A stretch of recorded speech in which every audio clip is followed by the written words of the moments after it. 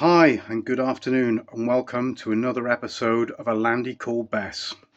Now this episode I want to go back and explain a few fundamental things about why I wanted to get another old Land Rover.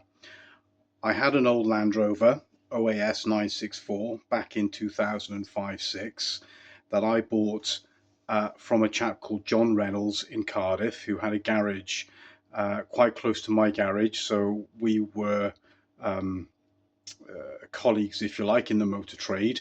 And I went round there for whatever stuff I went round there, and he always had his old Land Rover sat at the back of the garage.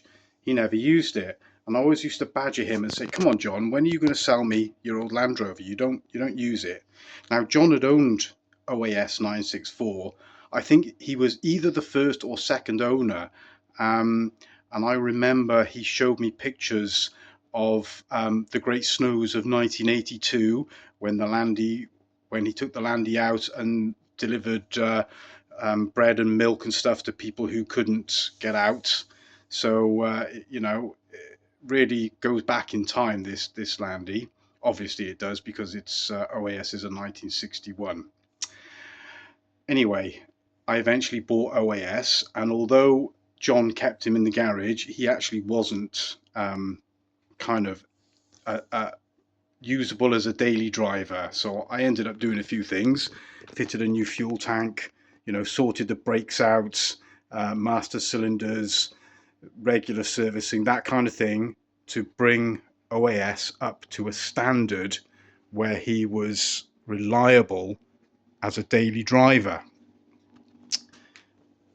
And then he looked like that. That was around about 2005 and 6. And I drove him around like that with no seat belts, and he was just the coolest Land Rover. He still actually had the original cross-ply tyres that were on it when John Reynolds owned the car. It was actually registered JR and 7 letters. I can't remember what they were. And the deal was, so that I could actually buy him, was that John wanted to keep the number plate. So I agreed to that. So OAS is a re-registered plate, as many people might already figure that out. But that's fine because that was the deal. So John kept the number plate, and OAS was the number assigned to that Landy ever since I owned it. So as far as I'm concerned, that's the Landy's number. I sold that Landy then in 2006, I think it was, to a chap called Budgie, who was a local Cardiff guy. And it was a difficult sale. I did not sell that vehicle easily. And it was just before the prices increased massively.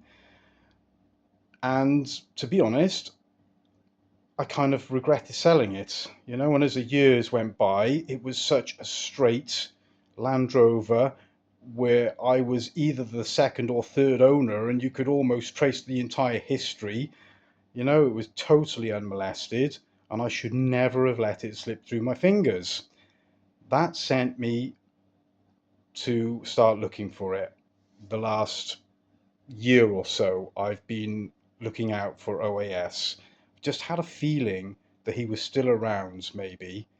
Um, anyway, I'd spoken to various people and ended up looking at 4 or 5, maybe 6 Land Rovers that might have been him, but they never were. Um, and I think it was around about June this year, I decided that I wasn't going to find him.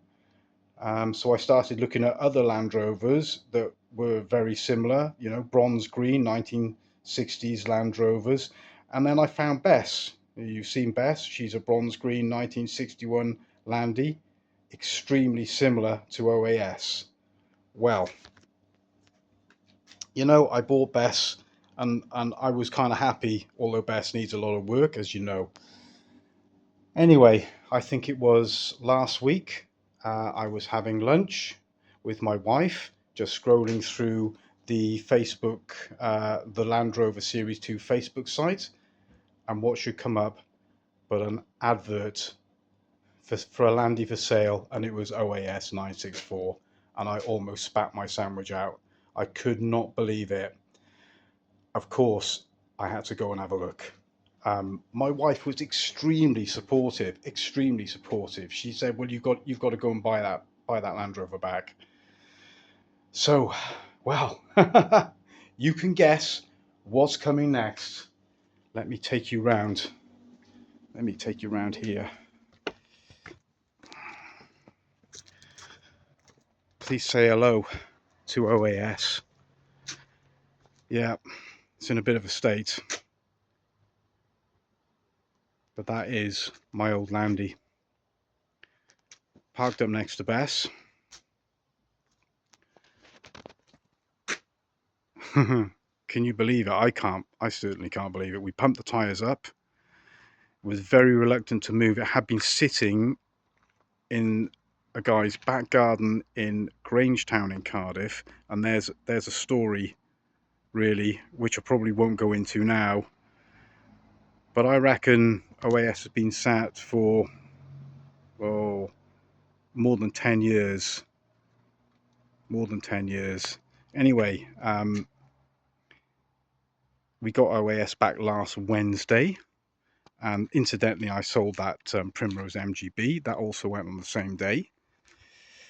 I never sold OAS with a safari roof on it either. He had a van roof on him when I sold him. There's unfortunately a big dent in that corner of that safari roof, which I'm sure will knock out. I'm sure that'll be okay. And I can open him up. So there was a whole load of crap inside. I have kind of cleaned him out a little bit. There was batteries and grinders and welders and all sorts of shit thrown in the back. So we have done, we've gone through everything, and I found a packet, a sandwich wrapper from 2008. So that's probably the last time the OAS was used. Anyway, we're going to close that. I'll take you around, show you inside. Also, when I had OAS, he still had the elephant hide seats in him, and unfortunately they're long gone. Got no idea what happened to them, which is a bit of a shame. I can see why the last owner would have changed them. Maybe they thought these were more comfortable, but they're obviously completely stuffed. We have got quite a decent bit of rust going on. Look at that. And then if we go over here, oh yeah, it's super crusty, but there is very little evidence of any bodged up repairs. Look at the door tops. I mean, that bit of tape on the door tops was there when I had OAS, but they've just disintegrated. Now, people who know that's no great shakes, but they are, I would say, the original door tops, because this tape here, I'll just pull that off, that was on the vehicle when I had it, and also this bit of tape down here was on it. Now, I tell you what wasn't on it was a temperature gauge. So that's kind of interesting. I'm pretty sure that's not standard at all. They didn't have temperature gauges, did they?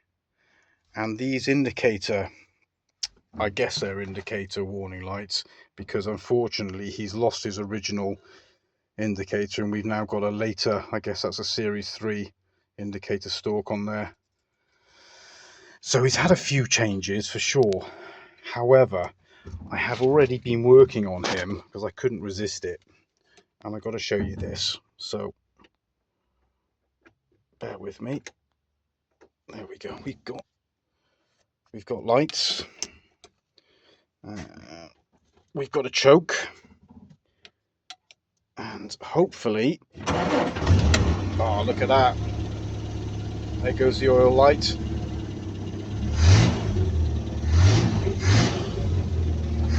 Sounds like the exhaust is blowing. the charge light is not going out. Interestingly, the battery is wired up to negative earth, but this definitely should be a positive earth vehicle. Yeah, that exhaust is blowing. Yeah, okay. So I did get him running the other day. It took me about a day.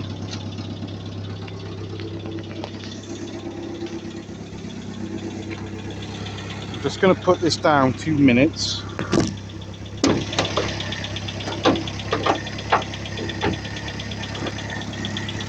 There we go.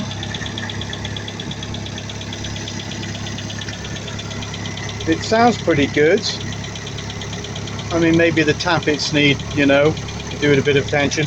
Needs an oil change for sure. Yes, I've started him on the old oil because I didn't want to drain that out before the engine was up to temperature. Took a little bit of a while to get a spark, but different distributor cap, different plugs. I took the point out and cleaned them, put them back in, reset the gap. I drained all of the old fuel and put some fresh fuel in. I pumped it through manually with this taken off. With a bit of easy start, it jumped into life, so I'm very happy about that, because in actual fact, this mileage here, 81,083, I would swear my life is a genuine mileage, because when I sold him, he only had about 77, maybe 78,000 on the clock. So that's a genuine mileage. So from this point on, we're going to refer to him as Noel. I hope you can work out what I've done there. Oasis, Noel. Yeah, you with me there? So this is Noel. Noel meet Bess. Bess meet Noel. The plan's going to be now, between the two of them, to make a decent Land Rover. Noel has got what looks like a really good chassis. I certainly don't remember any issues with the chassis. Now, I didn't paint the chassis in the red lead primer. Yeah, the fuel tank's crusty, but hey, I think this chassis is going to be okay. Obviously, I'm going to do a lot more investigation.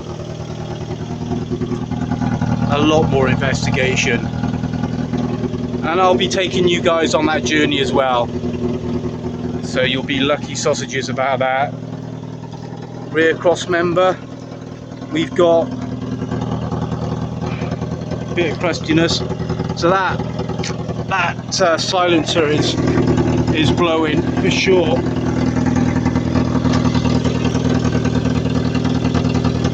Can't quite feel where it's blowing, but it's, yeah, I mean, that exhaust is crusty, obviously.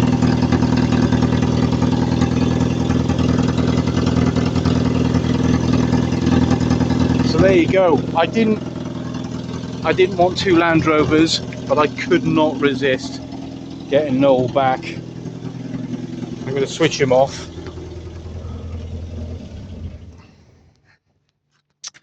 He was never known as Noel when I had him before. He was just known as the Landy.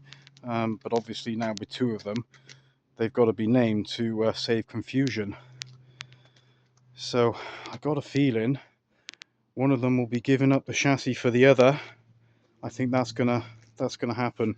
I also, if you guys remember the last episode, I had an engine on order, and we got Noel the day before the engine was due to be delivered. So a big thank you to Steve Baldwin, Baldwin's 4x4, because he was extremely understanding when I messaged him saying I didn't want the engine anymore. So I saved myself money on that one. Obviously, I've spent out on Noel, which was an unexpected expense. So needless to say, the rest of the restoration has to be on an absolute shoestring. Anyway, I will keep you all posted. Thank you very much for watching, And thank you to all the new subscribers. I've got over 100 subscribers now. It's fantastic news. I love it. Thank you very much. And I will see you next time when we get make some progress on Noel with the, well, we're stripping him down, I guess. That's going to be the next thing. I will see you on the next episode. Thanks very much. Bye bye for now.